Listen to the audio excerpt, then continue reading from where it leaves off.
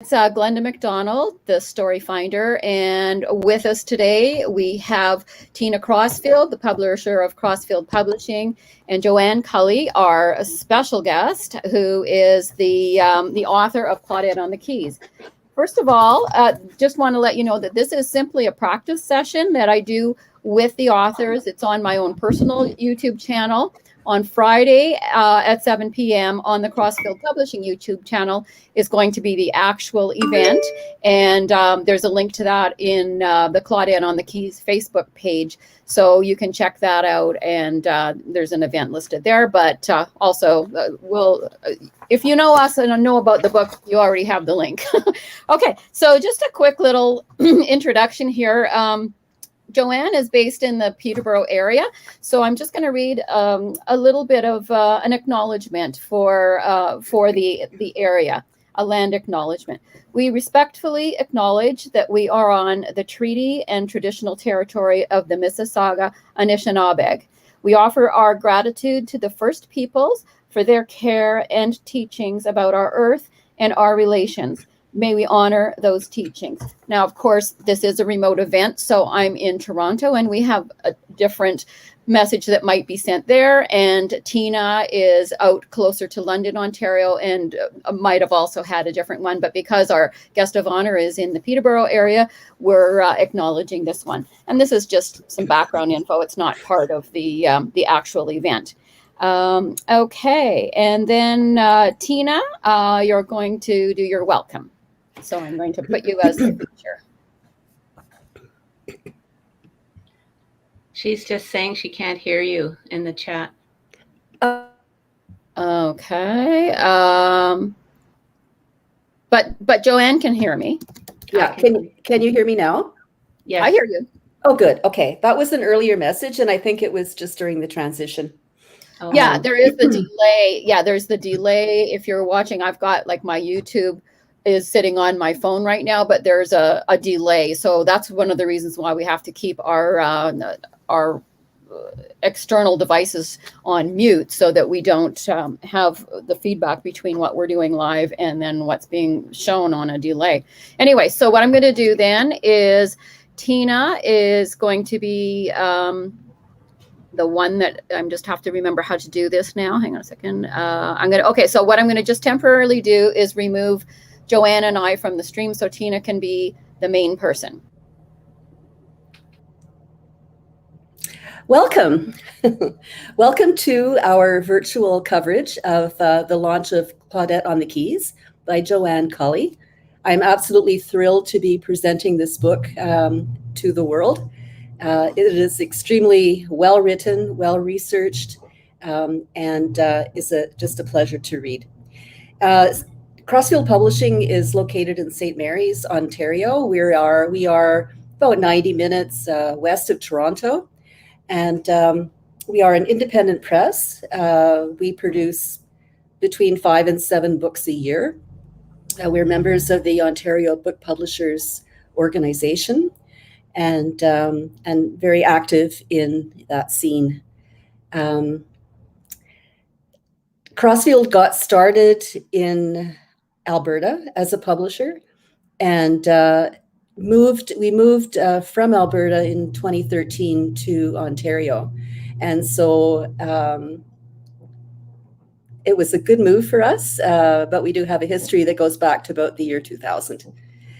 Crossfield has also launched its new website, www.crossfieldpublishing.com, and you will find Claudette on the Keys there, along with several of our other new releases this year. We encourage you to order from your local bookstore. We love independent bookstores, and you can also order from us directly from the website. So I'd like to pass it back now to Glenda.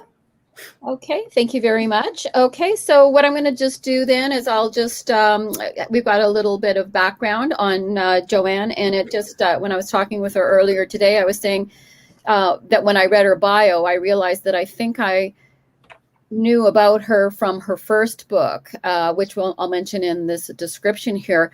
because it really sounded familiar. And I think I remember when her first book came out before I ever knew her. So this is kind of exciting. All right. Joanne Culley received her MA in English Literature from University of Toronto and her graduate certificate in creative writing from the Humber School for Writers. Her work has appeared in the Globe and Mail, Toronto Star, Peterborough Examiner, Kawartha Cottage, Legion Magazine, Our Canada, and in several anthologies. She received the In Celebration of Women Media Award for her documentary, Be My Baby. And her previous book, Love in the Air, Second World War Letters, was written in 2015 after she discovered over 600 letters her parents wrote during the Second World War. Her father was a musician in the RCAF, and her mother worked at the TTC in a job that would normally have been done by a man. In the book, she combined excerpts from their letters, imagined scenes, and historical background. It was well received with much media attention as it was released on the 70th anniversary of the end of the Second World War. In her second book, Claudette on the Keys, she gives us a detailed glimpse into a little-known period in history from the unique perspective of a resourceful female musician who draws inspiration from her movie star hero, Claudette Colbert, whenever she finds herself in a tough spot. Joanne grew up in Toronto and now lives in Peterborough, Ontario. And next up, Joanne is going to take us through a PowerPoint presentation. And this is the point where we're having a little issue sharing the screen. So we're going to just have a little chat about that for those of you who are watching behind the scenes. Okay, Joanne, what's this? Yeah, well, thank you, Glenda and Tina, for those lovely words. I'm so thrilled to be associated with both of you and with Crossfield Publishing, which has gone above and beyond to bring this book into the world. And I so appreciate all the work that you've done. So I have this presentation that goes into a little bit of background about the book. So I will go to share. And am I sharing a video file or my screen? It says share screen or share video file.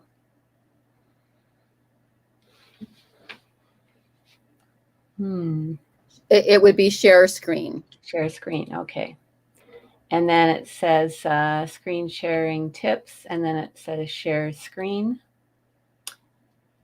And then the options are entire screen, window, and Chrome tab. So I'm going to choose entire screen. That sounds right. And then I'll go to share. Okay. And that's where it kind of... Okay, so Joanne and I will probably need another little practice session on the side, which is easy for me to schedule. It's a sort of thing that it takes me 5 minutes to schedule one, and Tina doesn't even have to be there if she doesn't want to. And so Joanne and I can sort out that. In terms of the PowerPoint presentation itself, I haven't read through all of the points. The other option, Joanne, if we're having difficulty, and I'm going to just put Tina back in. Joanne, the other option, if we're having difficulty with the screen sharing, is you can send me all of the images and I can upload them, but then I would have to manually create them as sort of an overlay, like it's not an ideal way to do it. Mm-hmm. So I think now I know that when we were doing it with David Pelly for his launch, it took us several tries until we figured out what it was that was happening that wasn't allowing the screen share to happen. Now, I know when I tried to share a screen right now, I got a pop-up message saying that that my browser wasn't allowing me to share a screen. So that could be something that, but anyway, but Joanne and I can separately just have another little meetup like this. I'll just create another practice session, and then Joanne and I can try and figure out what's going on there. So Do you then want me to read through the yeah, that would be fine. Yeah, words? my sister's here, Okay. you know, and that would be fine. I can also, when we're doing the practice the next practice session, I can also try sharing my screen, so that, because I have a copy of your PowerPoint. So then, or at least I have no, I guess I don't have your PowerPoint. I just have your, the Word doc of The words, yeah. So if you want to also email me your PowerPoint as a backup, then Okay. if you're running into any issues with your screen sharing, then I should be able to do it from my screen. Yeah. Okay. Yeah. So go ahead. Yeah. Why don't you just walk us through for the benefit of anyone who's here, and then also just to get a sense for how long it's going to take, and any questions that might arise from that, from our individual audience member, which is my sister Elizabeth Wong. And I have she's a great sport who attends all of my practice sessions and most of my live launches. So I just thank you, Sissy. I have another girlfriend, Lori, who is trying to attend if she gets back from her medical appointment in time. So carry on and just go right ahead. I'm going to make you the stars, so I'm going to take Tina and I off the screen. You didn't happen to see a bit of the PowerPoint just then, did you? By any chance? No. You haven't seen it yet. Okay. Okay. Okay. Well, yeah, when I was a young girl, my grandmother, Ida, was a model for me of a beautiful, self-confident woman, an equal partner in her marriage and working life. She was a pianist who played on stage and on the radio in a 2-piano, 4-hands act with my grandfather. When my cousin Barbara and I would visit her, we'd sit at her dresser's 3-way mirror, spraying ourselves with her perfume and spreading Italian balm all over our faces, gluing on her false eyelashes, all the while imagining ourselves in her glamorous life. We'd beg her to bring out her old trunk, stamped with labels from around the world, and take out her elegant gowns designed by Norman Hartnell. He was the designer for the Queen, she would say proudly, and as we tried them on, we would imagine her walking onto the stage, her from one side and Harry from the other, meeting in the middle to each sit down at a grand piano.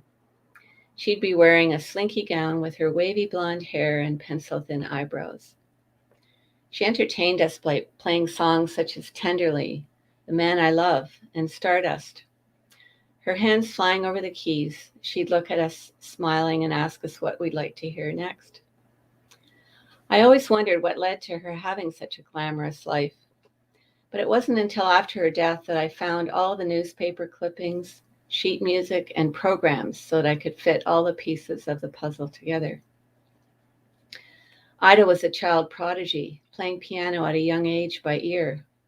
When she was 4 years old, her mother took her to a parade on Yonge Street, welcoming the troops back from the Boer War in 1901, and they played Soldiers of the King. She came home to play it perfectly on the piano. She then went on to play pianos in the showrooms of large piano companies such as R.S. Williams, where a program produced at the time said she had no fewer than 78 selections in her repertoire. Ida went on to play for the silent movies that were shown at the storefront theaters in Toronto that charged a nickel for admission, called Nickelodeons. And she said she faked it, playing dramatic music with minor chords for the tense scenes and sentimental romantic melodies for the love scenes. Popular movies at that time included those by Mary Pickford, another Canadian, Charlie Chaplin, Harold Lloyd, and his frequent love interest, Bebe Daniels. That's where she met Harry, who was playing piano for the silent movies in another theater across the street. The pair fell in love and married at age 16 and 18 after Ida became pregnant. They joined forces personally and professionally, first opening up a music store on Oakwood Avenue in Toronto. Ida looked after the store and played the music for the customers while looking after their 2 sons. Harry conducted the orchestra at the Royal York Hotel. Once their sons were a little older, they hit on the 2 pianos, 4 hands routine. It was a new genre, and composers were producing lots of music for it, such as Billy Merrill and other arrangers who produced 2 piano arrangements of popular songs. I often think how thrilling it must have been to play songs like George Gershwin's Rhapsody in Blue and Cole Porter's Night and Day for the first time. The music publishers often sent them free promotional copies in the hopes that they would play them on air, so that people at home would buy the sheet music to play on their own pianos, or buy the 78 RPM records to play on their Victrolas. The pair were known as the Black and White Spotters, and their radio show was written up regularly in the Toronto Star and Telegram. Ida adopted the stage name of Claudette to add allure to their act, inspired by her heroine, the beautiful, talented actress Claudette Colbert. During the Depression, the audience for the radio shows grew, as it was an inexpensive way for listeners to tune in and enjoy free entertainment at a time when many couldn't afford to go out. The station sold airtime to advertisers to pay for the shows. My book, Claudette on the Keys, opens in 1936 in Toronto. The Depression has been raging for 6 years. Harry and Ida, in their 30s, have established a successful career with several radio shows on CKCL and CFRB, as well as giving performances in Toronto theaters. The unemployment rate in Toronto is at 17%. The bread lines at the Yonge Street Mission stretch around the block. One by one, Harry and Ida's radio shows end as sponsors such as Sheriff's Marmalade pull out due to declining sales. Finally, with no work left, they walk away from a house they bought on Winnett Avenue in Toronto. Like so many others, they were down on their luck. But at one of their last concerts at Shea's Hippodrome, they were spotted by a British theatrical agent by the name of Jack Hilton, whom I fictionalize as Jack Miles in the book, who invites them to England, where the music hall or vaudeville scene is still raging strong, and the British are eating up the new American music that Harry and Ida are playing. To add veracity to this part of the book, I made a trip to London last year, luckily just before the pandemic struck in February of 2020. I wanted to visit the places where they worked and traveled to make the descriptions in the book more vivid. While in London, they worked with Raymond Massey during his play The Orchard Walls, and performed with B.B. Daniels, the former Hollywood star whose silent films Ida had accompanied. I visited the British Library to locate any information I could about their time there, and after several hours searching, I found Ida's photo in the Radio Pictorial magazine about their show on Radio Luxembourg. Radio Luxembourg figures largely in the book. It was an upstart commercial station airing ads with sponsored programs in defiance of the BBC monopoly at the time, which had a staunchly non-commercial mandate. Initially, they broadcast just on Sundays when the BBC had a full day of classical programming. They stole listeners away with their popular upbeat music and jazzy sounds. Radio Luxembourg got around the BBC's rules by using a transmitter in Europe, just outside the city of Luxembourg. At 200 kilowatts, it was the most powerful transmitter in Europe and broadcast the shows back into England. However, Radio Luxembourg had a very cumbersome production process. They recorded the shows at their London studios on large 32-inch discs, which were then transported weekly to the station at Villa Lavigny in Luxembourg to be broadcast from there back into England. During the first few years of the station's operation, the discs were transported in person by boat and train. Then, as the station grew in popularity, they acquired a plane dedicated to making the deliveries. Having the most powerful transmitter in Europe, the Luxembourg station attracted the attention of Germany, 20 kilometers to the east, whose fascist regime coveted the signal span and was looking for ways to broadcast more widely their Nazi propaganda. In the book, Ida is one of the couriers of the discs, but has trouble with the passport she's using. At the time, married women were listed on their husband's passport. They didn't have their own document. The inside page just showed their photos side by side, and on the opposing page, Harry's information took up 2/3 of the page, and he was listed as musician, while Ida's details just took up 1/3 of the page and didn't list her profession at all, even though she was as famous or even more famous than he was. The lack of her own passport results in numerous difficulties for Ida in the story. Meanwhile, back in London, Sir Oswald Mosley is whipping up his own fascist movement, One Britain, or Britain First, sparking riots in the east end of the city. In the novel, I bring all these elements together, focusing on Ida, or Claudette's journey, personally and professionally, and how she uses the universal language of music to overcome barriers. Thanks. So thank you for listening. And if you have any questions, I would welcome them. Yeah, and I've put in the comments area some instructions. I said, if you have a question for Joanne, please begin your comment with question in caps. And then that way, when people, because right now you aren't probably looking at the comments stream, Joanne, it's something you can look at. If you see the sidebar there, you can see the comments. Right. Click on comments. And there's also private chat if we have to send you a message that we don't want to put in the public. Okay.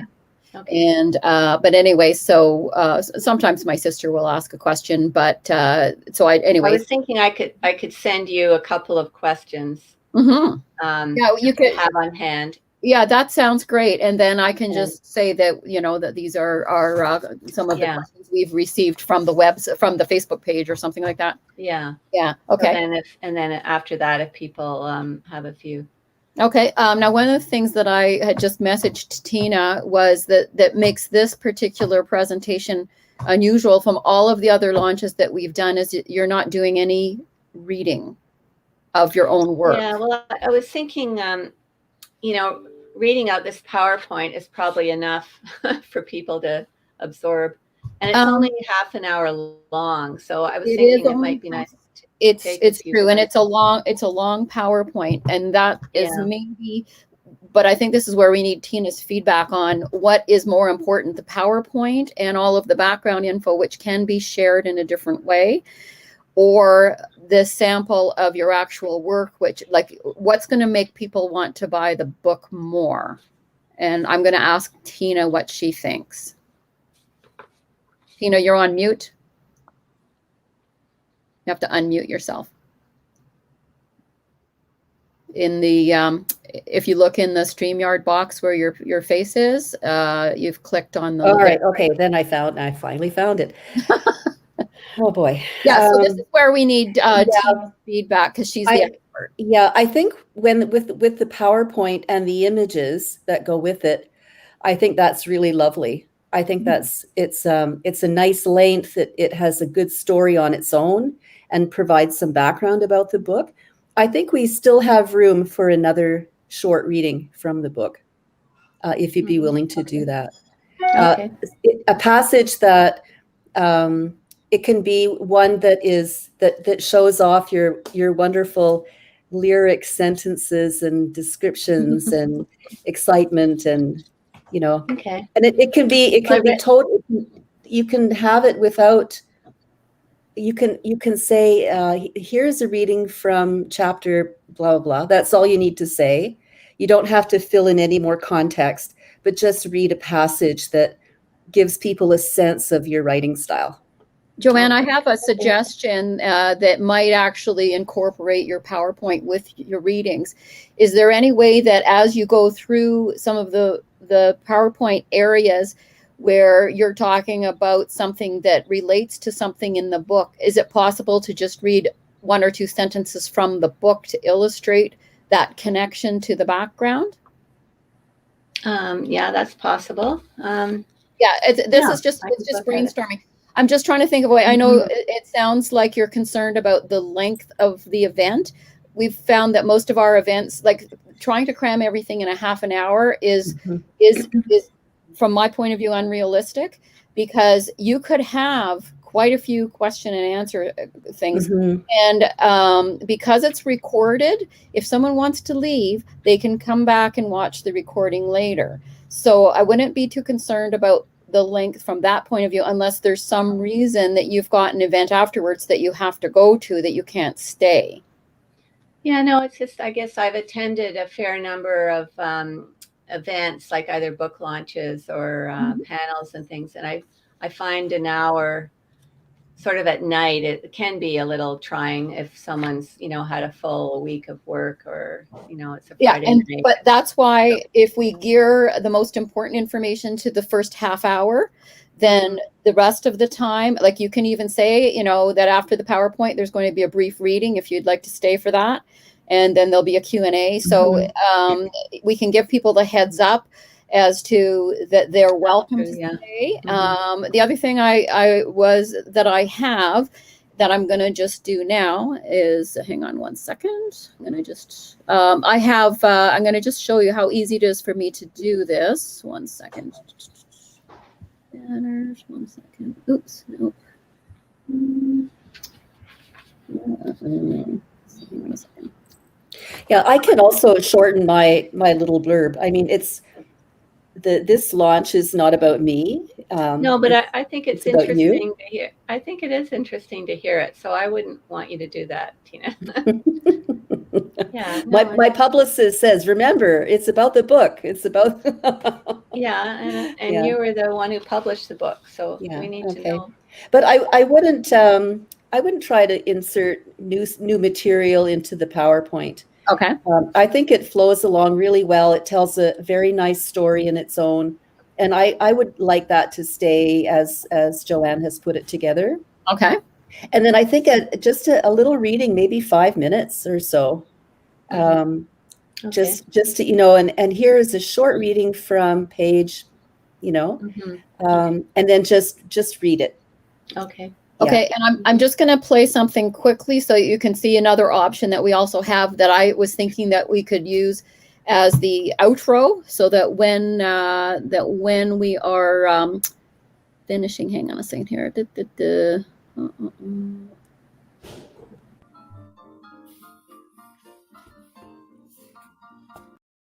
Okay, so I have the unboxing video. Right. So that's easy enough for me to just pop it up like that. So we could insert that at the end, just, when we say goodbye, and we'll just say, and we're going to just leave you with a little video of Joanne unboxing her books, or if you like that idea, Joanne. Yeah, or the other one, the trailer has more information in it, which also gives you the ordering information at the end, at the last. Oh, good. Okay. I also think, though, that we need an ordering information slide that someone can take a screen snap of. So I'm going to just show you what we did for David Pelly. Yeah, I thought I would do that. We did this for Maud and me. Or sorry, for Maud and me. Yeah. Yeah. But I can do one like this, and it can actually be up while I'm talking. Yeah, so just because some people are going to want to write things down, I did put the website address in the information, the comments. But yeah, Joanne, if you want to send me the video for the trailer, I'm not sure if I actually have the video or if I've only seen it on YouTube. Yeah. Okay, there's one thing I need to ask about, and it's the music that you use in the trailer. Yeah, whether you've got copyright. Do you have? Oh, yeah.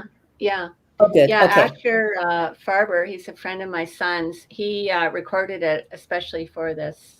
Perfect. For the I did the 2 readings. And that's right. I remember that, which was great. In which case, giving a little credit to him, if we do use that, would be nice for him. And maybe if he has a YouTube channel or something like that, we could include the link in the comments. If you'd like to. Anyway, so then at this point we're looking at the information on the the question and answers. We don't happen to have any questions this time. For the ordering information details, I'd like to change that to read by Tina instead of Glenda. It's more appropriate if the publisher gives that information. Oh, which information? Sorry. Ordering information details to be read by Tina and to appear on the screen. Yeah. So that's Tina's job there. And then the conclusions would be where I would be saying this. And I want to just, Joanne, confirm how I pronounce. Is it Metaphor Gallery? Yeah, Metaphor. It's just like Metaphor. METAPHOR. Yeah, I figured that out after one time, but I just wanted to make Sure. And then also what I think I will also do is just mention that I'm going to put a link to your book page in the comments so that people can visit your book page to continue the discussion. And also, the comments are also on the YouTube recording itself, so people can view them there. And anyway, so do we have anything else that we need to discuss at this point about? Well, I'm worried about this the reading share feature. We're going to do. You and I are going to do another test, and we'll sort that out. So don't worry about that. There's no point in us trying to do that while people are watching. Not there's anyone watching. There's my sister who said it's all good, audio and video. And but anyway, so Joanne, I'll just set up another. If you want to let me know when you'd like. I know you're tied up with CBC tomorrow. Yeah. Correct? Yeah. So maybe Thursday morning. Yeah, that's fine. Okay. Just let me know what's a good time for you. Do you want to say like 11 a.m. or? Sure. Okay. Yeah. Okay. So then I'll send the link to Tina too, if she wants to come in again.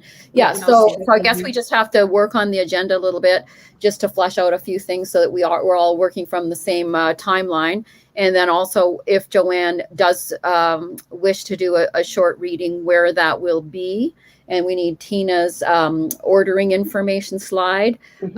If Joanne emails me the trailer, then I can upload that to my assets the same way that I was able to share the video of the book of the unboxing.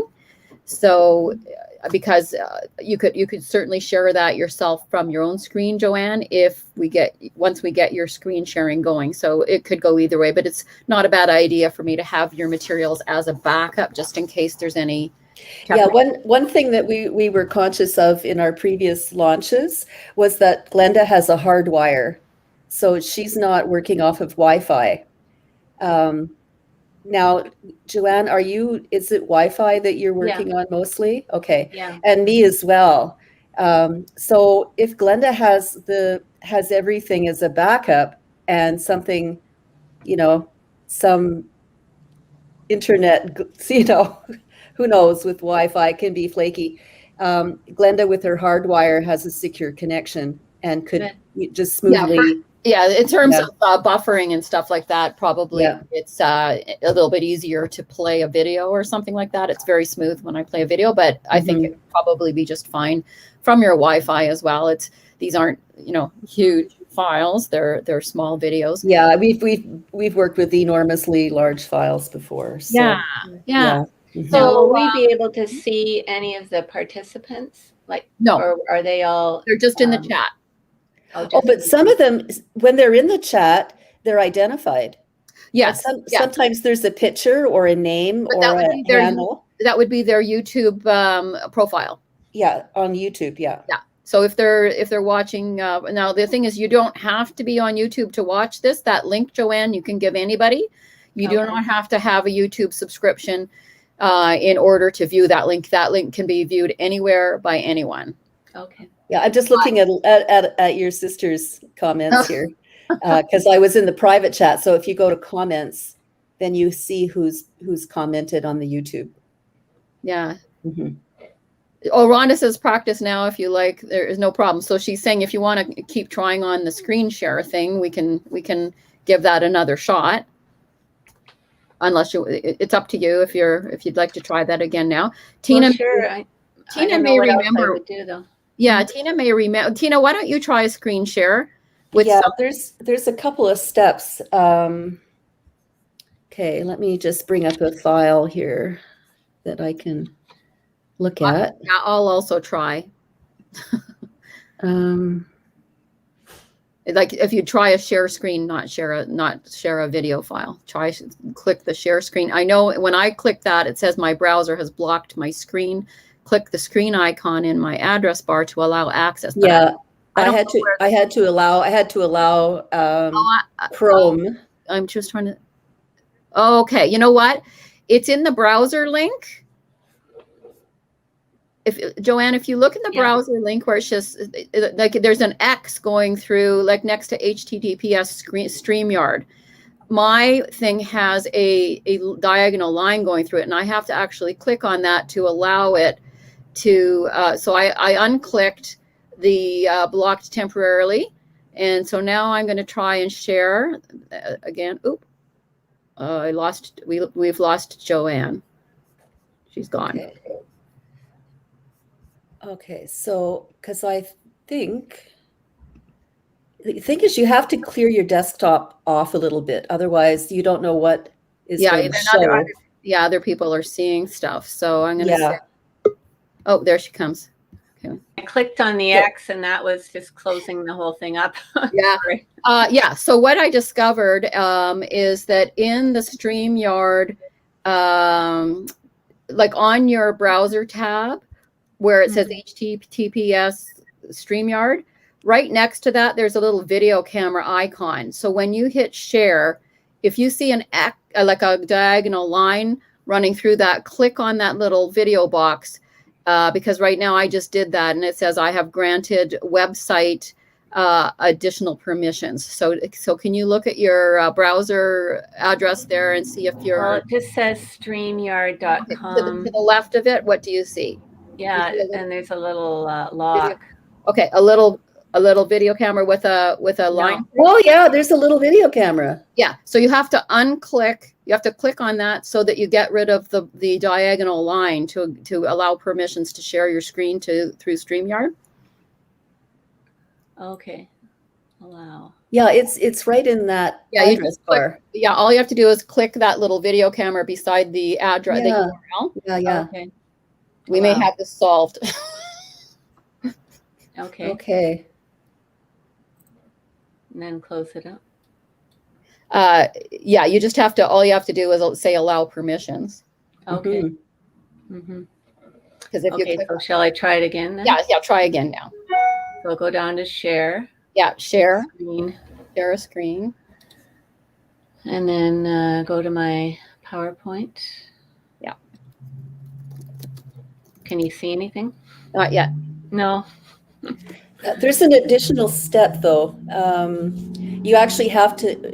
When you share your screen, then you actually have to share the screen. You have to actually remember what happened with David Pelly. You have to actually be in the PowerPoint and start the PowerPoint, because it doesn't share it until you're actually using the PowerPoint. Yeah. So start the PowerPoint and see what happens.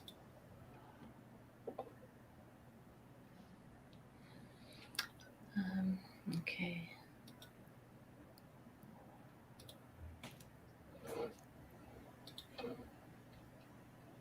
Well, I'm starting it now. Okay. Do you see anything? No, we don't see anything yet. And you've given her permission to share. You all have permission to share as co-hosts. So you should be able to use that little button to say share. So I'm going to just say share, see what I can do. Select window or screen. So I'm going to say screen 2. Okay. The browser can't access my screen. Try capturing a different screen to use this. Okay, try again.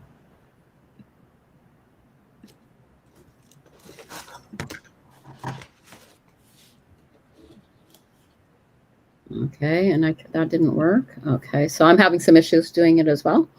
Okay, so why don't I try to share mine? Okay. Okay. And are you in Chrome, Yeah. Tina? Okay, because I'm in Firefox right now, and that could be the issue. Oh, I think that might be the reason. Yeah. Share But Joanne is in Chrome, so it should be working for her. Share screen. Okay, so there's my screen.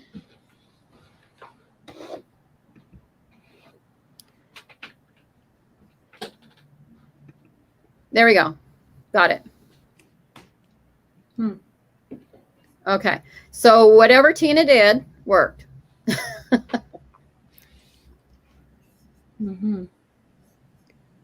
Okay, but then you have to actually go to the screen. Yeah. So Joanne, when you're sitting, Okay, what do you see on my screen? okay, right now, this is what I see. Welcome to TTG Math. That's right.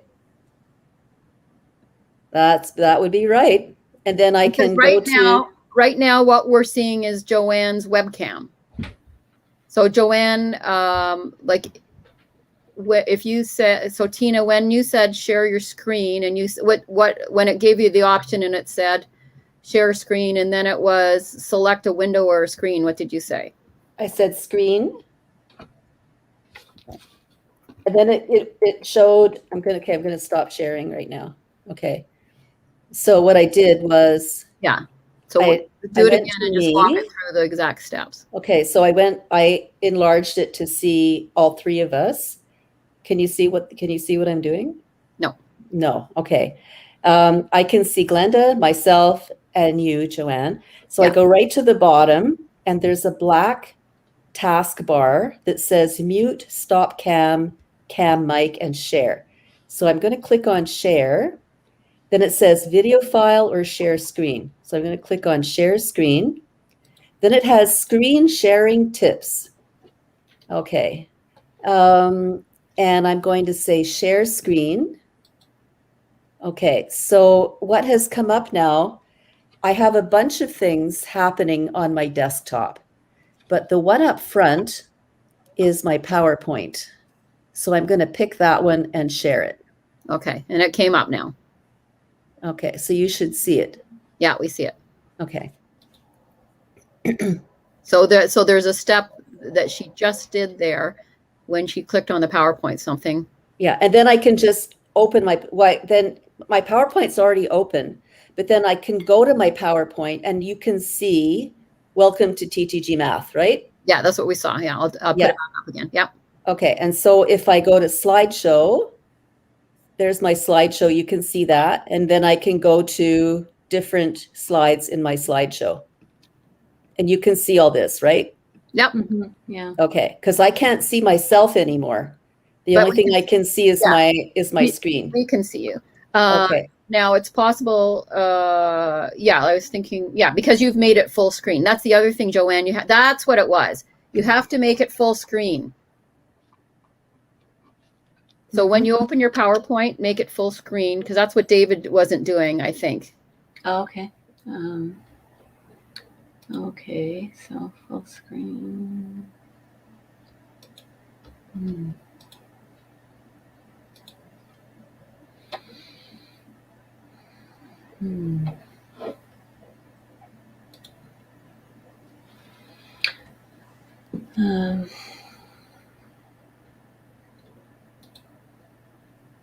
Yeah, let's see.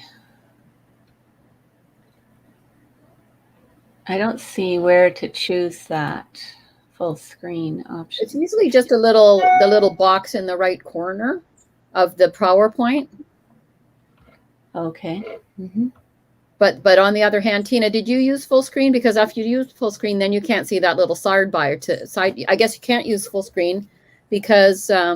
Okay, hold on. Let me see. Okay, so share screen. There, I just made it. Oh, good. Can you see it? No. And have you done share screen? Use the share button at the bottom again? Yeah. Okay. No, it's not coming up. So something. Okay, but did you go to your PowerPoint? Yeah. Mm-hmm. Okay. Yeah. So for some reason, it's not sharing through StreamYard. Okay. So hold on a sec here. Okay. So share screen. Okay. So there we are. It hasn't. We don't see it yet, Tina, if you're doing it again. So this time you missed a step. There. Okay, now it's come. Whatever you just did made it appear in the. So I picked our screen to share. I'm not sure what you're seeing. I picked our screen to share, like with the three of us. Oh, okay. But now I see several things open on my desktop, which I should have closed. But I can see the one on the top, like they're layered. The one on the top is actually the PowerPoint. So if I click on that one and go to my PowerPoint, then I get my, It's ready. Yeah. yeah, I get my PowerPoint to Yep. show. Yeah. But you didn't see anything that I. No, yeah, yours No. has, because what happens is when Tina Let does that, then it appears in the studio as a grayed out screen for me. So Tina just undid hers, so now it's left. So, but as soon as yours actually gets shared, then it appears as a window for me, but it's grayed out, and I have to add it to the live stream for people to see it. So, Okay, I just took a screenshot of this. show your screen, share your screenshot. I'm going to share my screenshot. Okay, so cancel.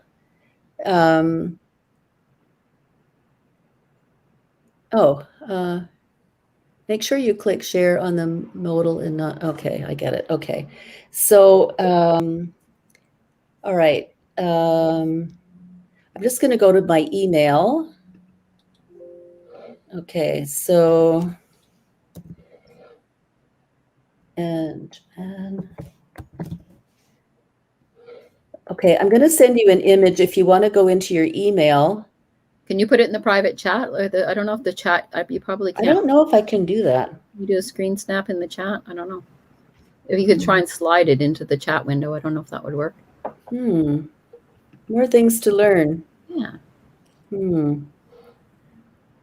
I don't think I can do that. I don't know how to do that. Okay. Because the image will show you how layered it is. Let me try again here. Okay, screen share.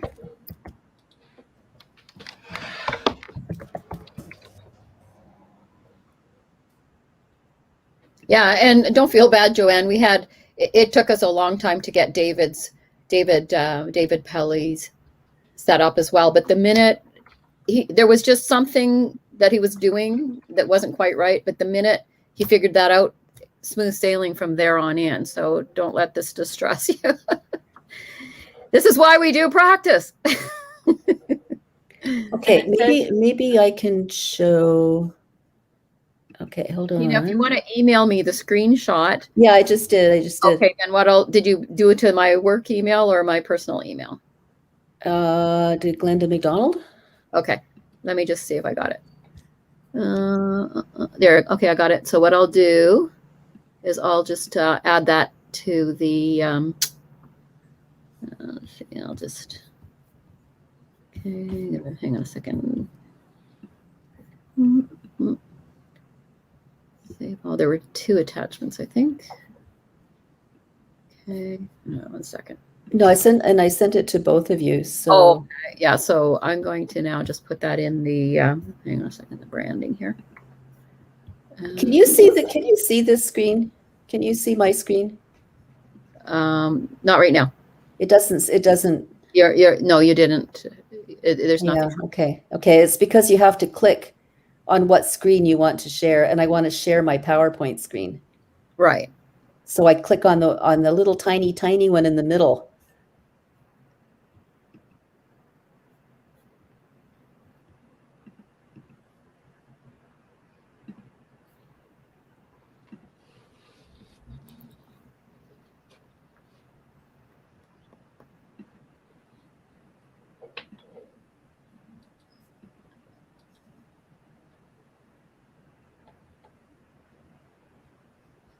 Okay, I took, let me just see if I'll show this. Okay, that's, yeah. Okay, so that's what Tina emailed me. That's what I see. And right in the very center, there's the tiniest little square, and that's my PowerPoint. So when I click on that, it's actually open. It doesn't open my PowerPoint, but I can go to my PowerPoint and play it.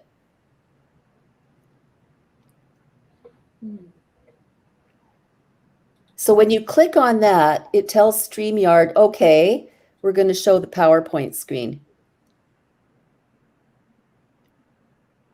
It must be like a level of security they built into this. Yeah, and Joanne, you made sure that your little video camera next to the the StreamYard icon does not have an X through it, right? Or like a Right. Yeah. yeah. Mm-hmm.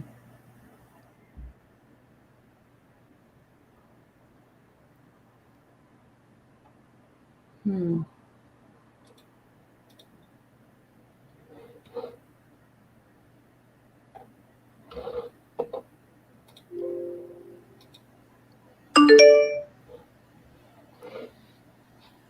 Hmm.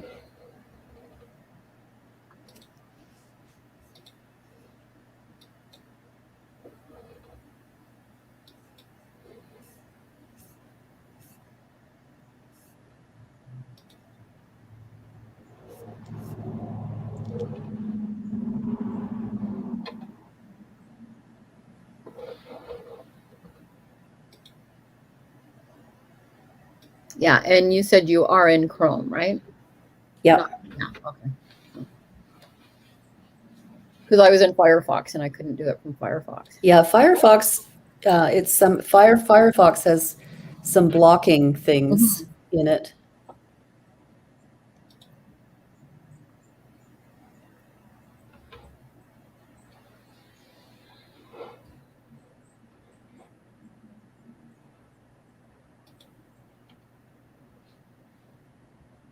Glenda, are you still sharing the screen? Yeah. Do you want Yeah. me to take it off? Yeah, maybe go back, and then how are you doing, Joanne? Well, I'm just trying to press a few different buttons, but none of them are allowing it to show, I guess, on the PowerPoint.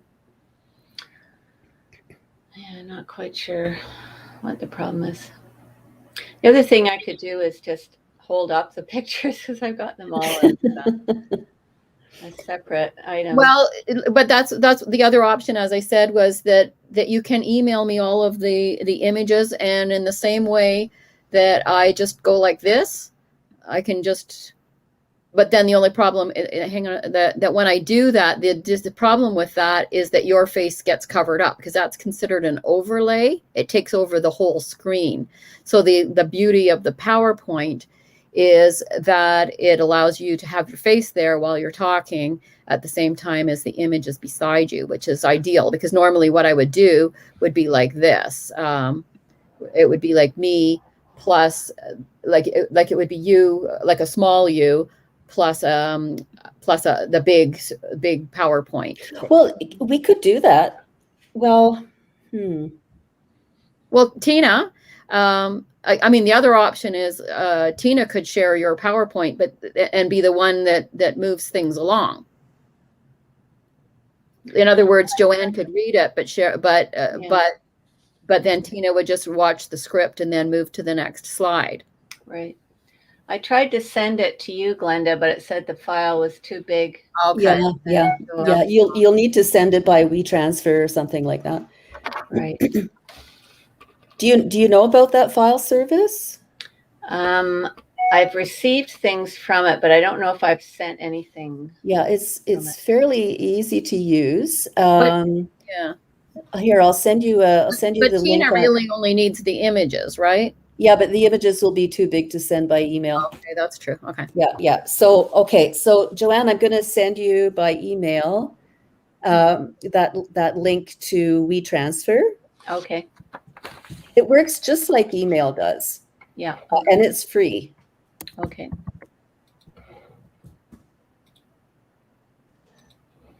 Yeah, because then maybe if the two of you do that, like if Tina moves the slides along, then I can be still in the background managing the chat or any other technical issues. Mm-hmm. Yeah. Okay. And then in the meantime, if we do figure out what's going on, then Joanne, you could do it yourself. So Right. do another session on Thursday at 11. I mean, once we get it going. And I know there's a little button at the bottom that says having issues. So, we could maybe find out from StreamYard what might be causing a problem with you. Like maybe there's an article or something that gives more details about how to share your screen in their help section. Yeah, once I figured out those steps, then I felt confident doing it. Yeah, and that was the same as David. Like Yeah. he was tearing his hair out for 20 Yeah. years. Oh, he was Very totally tearing his frustrated. hair out. He Yeah. was very frustrated. Yeah. But then Geez. once he figured it out, it was like, oh, it makes so much Like, sense. oh yeah, that's right. Yeah, there was something that he clicked on his PowerPoint that made it pop. No, he clicked on that multi-layered screen. Yeah. The multi-layered share, and then all those little frames, one on top of another. He clicked on the one that was the PowerPoint, which enabled the PowerPoint to be played.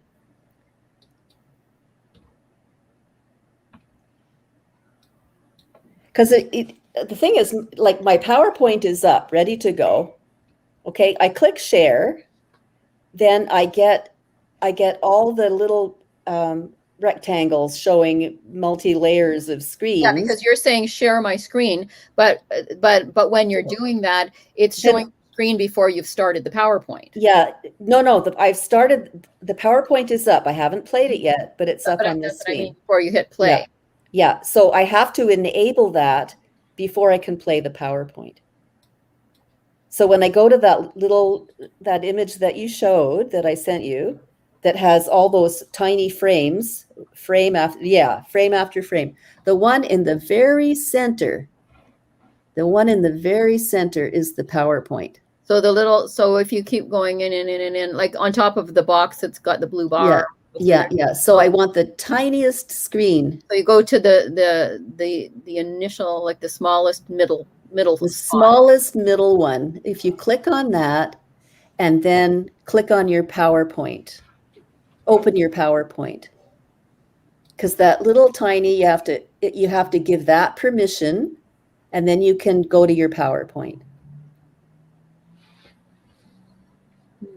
Like if I was showing a different screen, if I was showing a screen with a Word document, it would do the same thing. I'd have my Word document up, then I'd try to share it, okay? Then I'd get all these little frames in here. And the one that's up on the screen is the last one on the top. If you think of it as a little pyramid. So it's like a layer. Yeah, so it's like the top of the pyramid. So the one on the top, like the top of the pyramid, is the one that you want because it's the one that's up on your screen. So when you click on it, it then says, oh, I get it. I'm going to go to that screen. I'm not going to go to any other screen. That's the screen I'm going to go to, which is the screen that you want to share. Yeah, and I think the issue is the terminology. It's when they say screen, like those are like, now I think that Joanne had something about Google tabs or something like that, or Chrome tabs, but they're not really tabs. They're just because she's in Chrome from the browser standpoint. But when you're sharing the screen, you're sharing your computer screen, not your Chrome screen. That's right. You're sharing your computer screen. So you have to be able to navigate while you say share screen to the point, like Tina said, where that PowerPoint is sitting on the top of the pile, and then click that.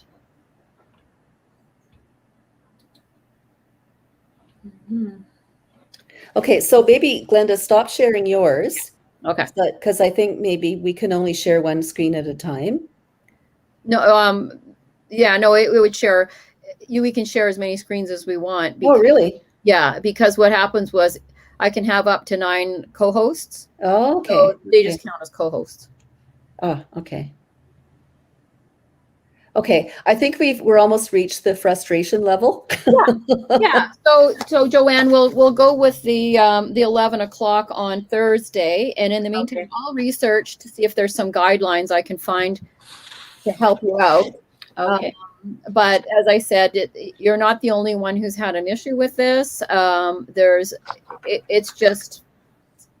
It's just who knows. But like I said, we've all sort of been there and sorted it out.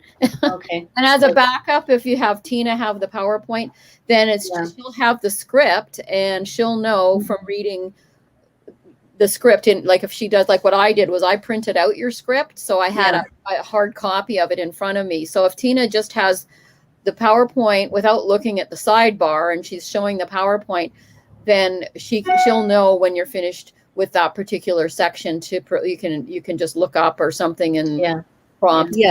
Yeah, and I would like also to say it's not that unusual to be giving a presentation and someone else is handling your media. Absolutely. So how many times have you been to a conference where they're you're using the clicker or someone else is saying, okay, next slide, so I see this all the time on Zoom it's where it's a presentation, someone is talking, someone else is showing the pictures. In fact, there's an advantage to that, and that is that you can focus more on your delivery of words that you're saying as opposed to being worried about the background. You'll know that Tina will have the picture ready for you as soon as you're ready. And advancing your slide while talking.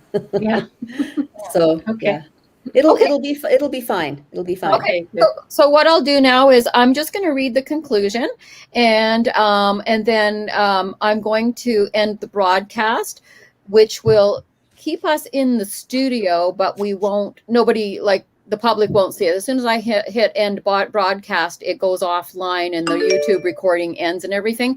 But we're still in the studio, and we can still have our own offline private conversation the way that we did before we went in. So if you want to just hang out for two seconds, Joanne, afterwards, and Tina, then you might want to leave Joanne. I have to talk to Tina about a couple things, and this is just as easy as having a FaceTime. So okay, great. Okay. So anyway, so thank you very much to my sister Rhonda for hanging in there. I'm not sure if she's still there. She had written a comment. She said that she saw the same layered view. So everything is good. So just a few little technical issues today, but this is a practice session, and that's why we do it on my YouTube channel, not on the Crossfield one. And I'm just going to finish off with saying thanks to everyone for coming. And that if you're in the Peterborough area, we invite you to Joanne's book signing tomorrow at Metaphor Gallery at 164 Hunter Street West. And that's taking place from 2 to 4 p.m. Also, what I'll be doing is putting into the comments, not right now, but in the actual live presentation, I'll be putting the link to Joanne's Facebook book page, which is the hub for all the news about her page and upcoming events. And it's also very exciting because she's had interviews with CBC. She's got another one coming up, and she's a press darling, I must say. So, and she has been in the past with her previous books. So I wondered, would you want to mention, I know I have 2 book club sessions coming up in October and November, and you might want to announce, like, if anyone attending this YouTube, if they're part of a book club and they would like me to be a guest. Excellent. Okay, I'll add a little comment. If you have a book club and you would like Joanne to be a guest. Because there are book club questions, in fact, at the end of the book. Oh, okay. That's good to know. I'm waiting for my PDF of the book, so I haven't actually read it yet. So there's a whole page of questions for discussion. Okay. So so we can massage our little internal agenda and make sure that we're all on the same page as to what's happening and who's doing what at what time. And Rhonda says she's still here. So thanks so much, Rhonda. Thanks, Rhonda. I wondered who she was because I see her comments on the face. Yeah, she's Rhonda Elizabeth MacDonald Wong. Okay, great. Tighten up her video. She says you'll be amazing. Yeah. So how do you do that? I wonder. You have to shift. Now, with your webcam, are you using a laptop or a desktop? So it's a desktop, and I have a separate camera. So you might want to angle your webcam so that it lifts your shoulders a little higher, if that's what Rhonda was suggesting. View her shoulders. Yeah. Okay. So that you might have to put something under. Yeah, because you're still in the bottom. Like ideally, your face would be in the middle of the screen. See, if you look at see Tina and I. Yeah. Because you're going to see my messy desk. Well, that's perfect. That's perfect. Okay. Yeah. So then you might want to play around with your book in the background to just make sure that it's you slide it over a little bit up there. That's much better. And it's just because you're further away from your screen. We're using laptops, so we're snugged up close. And you know, if I used an external webcam, then certainly I would be in the same situation. But no, that's perfect. I would say. Rhonda says, let's see if Rhonda likes that. And project more when I'm reading. Okay. Yeah, but okay. But I think that this is also a practice session, so we're not on to the same degree. Well, maybe I am, because this is how I always am. But anyway, okay, so thanks very much, everybody. We're going to sign off now. And just as a reminder that the actual live launch is taking place on Crossfield Publishing YouTube channel. And it is taking place at 7 o'clock on Friday evening.